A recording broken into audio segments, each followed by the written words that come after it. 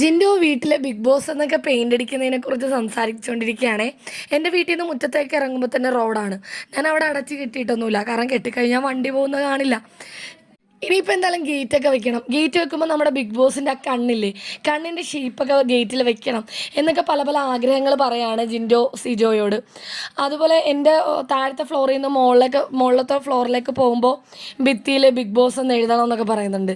അപ്പോൾ Sijo big boss Jinto എന്ന് എഴുതാമെന്ന് പറയുന്നുണ്ട്. വേണ്ട, ജിൻഡോ എന്നൊന്നും വേണ്ട, ബിഗ് ബോസ് എന്ന് മാത്രം മതിയെന്ന് ജിൻഡോ പറയാണ്.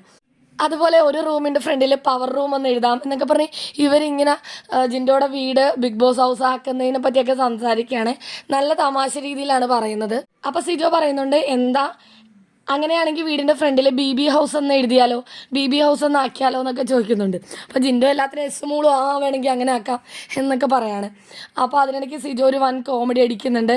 ആ അടുക്കളയിൽ നിന്നിട്ട് അപ്പ എത്രയും പെട്ടെന്ന് ഇവിടെ എത്തണം എന്നൊക്കെ ബിഗ് ബോസ് പറയുന്ന പോലെ വിളിക്കുക എന്നൊക്കെ പറയുന്നുണ്ട്.